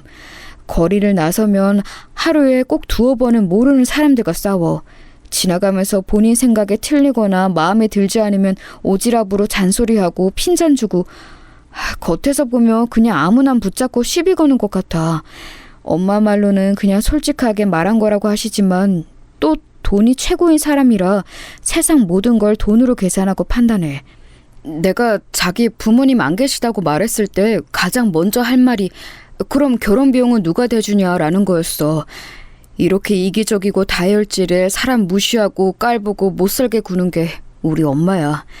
보여줘봤자 창피할 게 뻔한데 일찍 만나게 해서 뭐해. 그래, 뭐 그런 사람도 있을 수 있지. 그런데 창피한 걸 알아서 안 보여줬다니 시댁 문제가 얼마나 중요한데 그냥 함구하고 모른 척해서 넘겨버리려고 했어? 그건 아니지. 솔직히 만나면 내가 결혼을 다시 생각해보자고 할 것 같아서 회피하려고 한 거 아니야? 정확히 파고들었는지 전 남자친구는 사실 그게 맞다며 고개를 끄덕였습니다. 아무래도 지금껏 우리끼리 알아서 해도 된다고 했던 시부모님의 말씀은 그저 남편이 위기를 모면하라고 한 거짓말이었던 것 같아요. 전 남자친구는 그때까지도 시부모님과 함께 살고 있었고 자취할 여력이 있음에도 결혼하면 어차피 따로 살 텐데 지금이라도 같이 살아야 하지 않겠냐고 답하던 사람이었습니다. 엄마가 이해되지 않고 자주 다투지만 그럼에도 가족이니까 함께 살면서 모시는 전 남자친구. 전 남자친구에게 부모는 어느새 치워버릴 수 없고 해결할 수 없는 약점으로 변한 듯 했지만 그래도 받아들이며 사는 것 같았어요. 저는 그런 이야기를 듣고도 오히려 전 남자친구가 안쓰럽기만 했습니다. 그간 얼마나 고생이 많았을지, 부모와 자식이라는 연을 끊지도 못하고 얼마나 참아야 했을지 말이에요. 사실 시댁이 아나무인이어도 그걸 인지하고 거부하고 중재하려는 남편이 있으면 괜찮다고 생각했어요. 어쨌든 무슨 일이 생기면 남편은 내 편에 서줄 테고 그걸 본 시어머님도 사실을 받아들이거나 마음에 들지 않아 떠나시거나 할 테니까요. 참 바보 같은 생각이었죠. 어찌됐든 저는 괜찮다며 전 남자친구를 타일러서 시부모님과의 약속을 잡기로 했습니다. 결혼식 날짜를 빨리 잡자는 전 남자친구의 성화에 저는 잠시 멈춰서서 차례대로 천천히 나아가자고 했습니다. 이렇게 조급해하면 오히려 계속 마음에 불안함이 싹을 것 같다고요. 그제야 전 남자친구도 자신이 그동안 너무 조급해했고 자신의 상황으로 인해 저에게 선택을 강요해왔다는 걸 깨달은 것 같더라고요. 그렇게 자리를 마련하기로 한 뒤 만남을 일주일 정도 앞뒀을 때 전 남자친구가 곤란한 얼굴로 저에게 부탁 하나를 했습니다. 어떡하지? 우리 엄마가 한 가지 부탁할 게 있다는데. 부탁? 어떤 거? 우선 이런 거 시켜서 미안해. 부담 없이 하면 되는 거야. 알았지? 지금 하고 있는 일의 전망과 소득, 앞으로 이직할 생각이 있는지, 그리고 아이를 낳은 후 어떤 일을 하고 싶은지에 대해 계획을 정리해서 문서로 전달해달라 하시네. 듣고선 내가 거절했는데 가족이 될 사이끼리 이런 것도 못 해오냐고 노발대발 하셔서 어쩔 수가 없었어. 나도 염치 없지만 그냥 이번 한 번만 눈 딱 감고 해달라고 부탁하는 거야. 이번만 넘기면 다음부터는 잘 막아볼게. 응? 제가 아무리 주변인이 없어서 잘 모른다고 하지만 보통 시댁에서 첫 만남에 저런 걸 요구하지 않는다는 건 알아서 꽤나 당황했습니다. 그래서 제가 빵집에서 일하는 걸 이야기했냐고 물으니 그렇다고 말하는 겁니다. 아니나 다를까 제 일이 마음에 안 드셔서 이렇게 노골적으로 의사를 표현하시는 것 같더라고요. 어이가 없었지만 우선은 생각해보겠다고 답했습니다. 하지만 진지하게 생각해봐도 이건 아니다 싶더라고요. 아직 전 식구가 된 것도 아닌데 미리 사람을 시험해보고 재단해보는 것 같기도 하고요. 그래서 부탁받은 그날 밤 전 남자친구에게 정중히 거절의 의사를 비쳤습니다. 다른 건 다 하겠는데 나의 지금 일과 비전에 대해서 설명하는 건 좀 무리한 일 같다고요. 문서 말고 직접 말로 설명드리겠다고 했죠. 그런데 전 남자친구 표정이 적잖이 어둡더라고요. 그러면서 하는 말이 본인의 엄마는 이걸 숙제라는 이름으로 내줬다면서 결혼을 하려면 꼭 지나쳐야 하는 일종의 단계처럼 생각한다 하시더군요. 느낌이 또 쎄해서 직접적으로 물어봤습니다. 혹시 전에도 결혼하려던 때 이런 일이 똑같이 있었냐고요. 그러자 전 남자친구는 당황하면 어떻게 알았냐고 묻더군요. 저도 눈치가 있는데 말이죠. 정말로 전 남자친구는 결혼하고 싶은 애인이 생길 때마다 두어 번 정도 어머님께 보여줬었답니다. 그런데 그때마다 어머님은 같은 숙제를 내줬고 조건이 안 맞거나 또는 여자 쪽에서 거절하여 매번 그 만남 이후로 진척된 적이 없었다는 겁니다. 그 사실을 이제 안 것도 어이없고 얼마나 징하며 그랬을까 싶어서 정이 좀 떨어지더라고요. 제 마음의 변화를 알았는지 전 남자친구는 제게 매달리기 시작했습니다. 다른 여자들은 떠날 때 붙잡지 않았다고 마음이 그 정도여서 그냥 보내줬었다고요. 그런데 저만큼은 놓치고 싶지 않다며 울고불고 하는 겁니다. 사실 아직 저도 사랑하고 있는 마음은 여전했고 헤어지고 싶지는 않았어요. 그런 마음과 더불어서 뭔가 이대로 끝나기보단 한 번 정도는 어머님을 배워야겠다는 생각이 들었습니다. 애인의 부모님을 만나는 건 처음이었지만 그렇기 때문에 경험을 쌓기 위해서라도 제대로 마주해봐야겠다는 마음이 생겼어요. 게다가 이 상태라면 헤어져도 시원하고 깔끔한 이별이 되지 못할 것 같기도 했고 저도 지금 부족한 거 없으니 굽히고 들어갈 거 없다는 생각도 있었죠. 저는 당시 가장 수익이 많을 때라 연봉 5억을 살짝 넘을 때였고 전 남자친구는 연봉 5천 정도로 알고 있었거든요. 만약 사정이 여의치 않으면 결혼에 대한 모든 걸 제가 부담할 생각이 있었고 그건 전 남자친구와 그의 가족들이 하는 것에 따라 달라질 일이었죠. 그렇게 돈을 좋아하는 어머님이니 오히려 당당히 나아가도 되겠다는 생각으로 일주일 후 예비시댁을 찾아갔습니다. 당연히 그 숙제인지 무엇인지는 하지 않은 상태로요. 그리고 혹시 몰라서 통장을 준비해 갔거든요. 설득이든 협박이든 필요하게 될지도 모른다는 생각으로요. 그런데 그게 아마도 제 인생에서 가장 잘한 일 중 손꼽힐 것 같네요. 커다란 과일 바구니랑 한과 세트를 들고서 예비시댁을 찾아간 날 어머님을 처음 만난 그 순간이 아직도 잊혀지지 않아요. 아파트 엘리베이터를 타고서 올라가 초인종을 눌렀는데 어머님이 개를 안고 문을 열어주셨습니다. 그런데 안으로 안내하는 게 아니라 현관문 앞에 딱 서서 가만히 저를 쳐다보시더군요. 저는 당황했지만 급히 인사를 드렸고요. 그렇게 가만히 서서 위아래를 천천히 훑어보는데 어쩐지 소름이 돋았어요. 마치 문직이라도 된 것처럼 제가 그 안으로 들어가도 되는 사람인지 아닌지 분별하려는 것처럼 훑어보더라니까요. 정말 거짓말 안 하고 그 상태 그대로 한 30초간 서 있었던 것 같아요. 날씨는 덥지, 개는 짖지, 과일 바구니는 무겁지, 어머니 눈빛은 매섭지. 전 남자친구가 머쓱하게 웃으면서 엄마 왜 그래 지희야 우선 들어가자 라며 상황을 무마하려 했지만 어머님은 절대 틈을 내어주지 않으셨죠. 어느 순간 다행히 관문이 통과된 건지 비켜주시더군요. 그제서야 집으로 들어설 수 있었습니다. 안에는 아버님이 계셨는데 굉장히 과묵하고 진중한 분이셨어요. 그날 아버님의 목소리는 거의 기억이 안 날 정도로 총 5마디 정도 하셨던 것 같네요. 그도 그럴 게 그런 아내와 살면 저 같아도 말을 하고 싶지 않을 것 같다는 생각이 들더군요. 어찌됐든 저는 부엌 상탁으로 가서 바구니를 들이며 어머님, 뭘 사와야 할지 몰라서 과일이랑 한가로 준비해 보았어요. 어머님이 또 과일 좋아하신다고 들어서요. 어디서 산 거냐? 네? 아, 이거 백화점에서 산 거예요. 제일 좋은 거로요. 백화점이라는 말에 알게 모르게 어머님의 마음이 풀어진 것 같았습니다. 정말로 전 남자친구의 말이 맞았어요. 모든 건 돈과 체면이었던 거예요. 2번째 관문을 통과했는지 이내 상탁에는 음식이 차려졌습니다. 그런데 상탁 위에 음식을 보고선 저는 또다시 굳어버릴 수밖에 없었어요. 제가 알러지가 심해서 게를 못 먹거든요. 다른 건 정말 잘 먹는데 유독 게만 못 먹어요. 알러지 있는 분들은 알겠지만 저도 게를 한 입이라도 먹으면 목구멍부터 부어서 숨을 못 쉴 정도라 절대 못 먹습니다.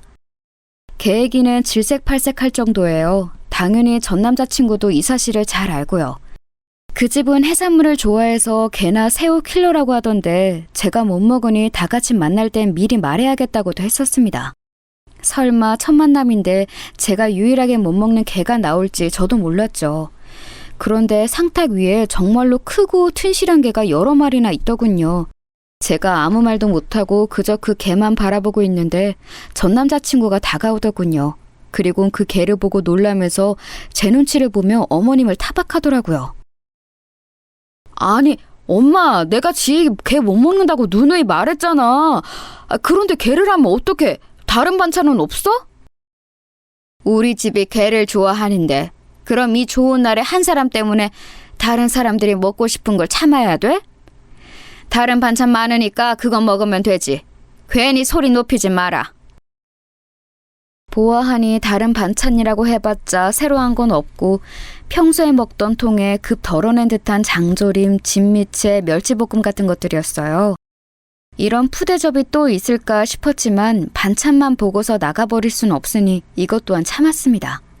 그런데 아버님이 상탁에 와서 반찬을 보시더니 왜 게를 차렸냐면서 본인도 지금 속이 안 좋아 해산물 못 먹는 거 말했지 않냐고 물으시더군요. 네, 맞아요. 아버님 또한 게를 먹을 수 없는 상황인데도 아득바득 게 요리를 하신 거예요. 아마도 순전히 저를 골탕 먹이려고요. 아버님의 타박까지 이어지자 어머님은 기껏 밥 해줬더니 다들 뭔 말이 이렇게 많냐면서 큰소리 치셨습니다. 이에 전 남자친구는 늘 그래왔는지 다시 또 웃으면서 죄송하다고 그냥 먹겠다고 했습니다. 그러면서 저를 보며 지희 너도 괜찮지? 라고 묻는데 얼마나 한심하던지요. 저보다 5살이나 많고 평소엔 그렇게 어른처럼 보이던 사람이 한순간 별 볼 일 없어 보이더라고요. 그렇게 밥을 먹는 둥 마는 둥 하고선 식사 자리가 끝난 후 거실에 모였습니다. 아니나 다를까 어머님이 설거지 이야기를 꺼내시는데 전 남자친구가 본인이 하겠다며 막아섰습니다. 보통 밥을 먹고서 과일을 내어주실 줄 알았는데 여기선 특이하게 뻥튀기 과자를 주시더라고요. 아버님도 제가 오늘 사온 과일을 가져오라고 하셨는데 어머님은 못 들은 채 하시더군요. 딱 봐도 저에게 주기는 아까운 듯 보였습니다. 과일은커녕 그나마 설거지 안 하게 된 걸 다행으로 생각해야 하나 싶을 정도였어요. 점점 마음이 크게 식어가고 있었어요. 어떤 말로 형용하기 어려웠지만 그냥 인간 대 인간으로 싫어지는 느낌이었죠. 눅눅해진 뻥튀기 과자를 조금씩 먹고 있는데 어머님이 먼저 말을 하셨습니다. 그래서 숙제는 했고? 저 일전에 말씀은 전달받았는데요. 아무래도 문서로 전달드리는 건 좀 딱딱해서 직접 말로 전달드리려고요. 저 지금 그 또래 지역에 있는 빵집에서 직원으로 일하고 있고요. 결혼해서도 할 예정이에요.